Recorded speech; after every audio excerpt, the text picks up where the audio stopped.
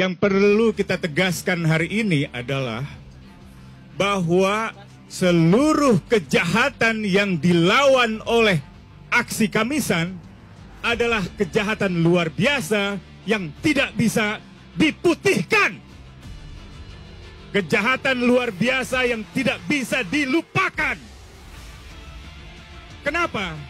Karena kejahatan luar biasa di dalam hukum internasional tidak bisa diberikan pengampunan, tidak bisa diberikan amnesti atau abolisi, atau misalnya diberikan sebuah immunity buat para pelakunya.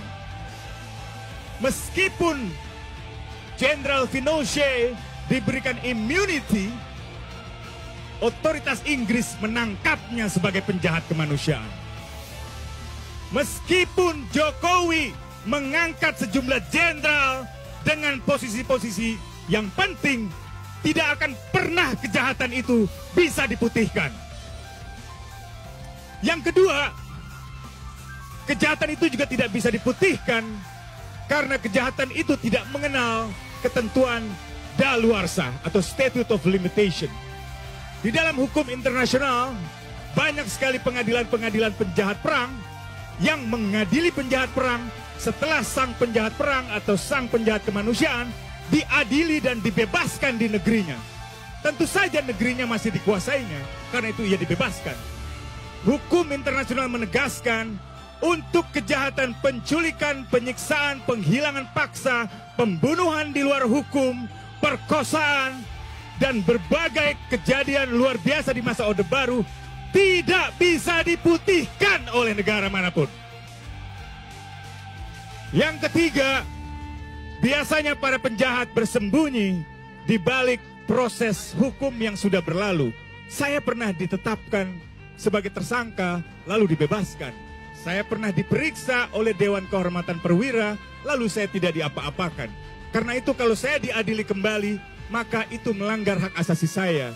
Ada prinsip hukum pidana yang disebut sebagai double jeopardy atau nebis in idem. Untuk kejahatan-kejahatan luar biasa yang dilawan oleh aksi Kamisan tidak mengenal double jeopardy, tidak mengenal nebis in idem. Karena itu meskipun telah ada pengadilan yang membebaskan, pelaku-pelaku itu tidak bisa bebas dari pengadilan di masa depan.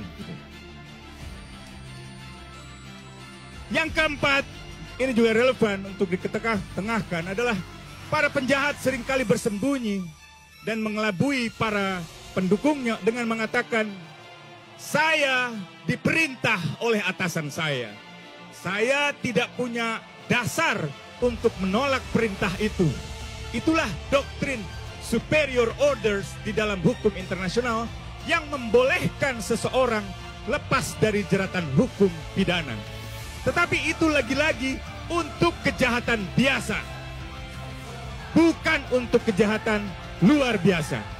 Untuk kejahatan luar biasa, seperti kejahatan-kejahatan yang dilawan oleh aksi Kamisan, dari tragedi 65, Malari, Tanjung Priok, Talang Sari, penculikan penghilangan paksa aktivis, penembakan mahasiswa Trisakti Semanggi 1, Semanggi 2, kerusuhan rasial di bulan Mei yang mengorbankan banyak anak-anak dibakar, dan juga perempuan Tionghoa diperkosa, bahkan sampai dengan pembunuhan Munir, adalah kejahatan-kejahatan luar biasa. Apa kategorinya?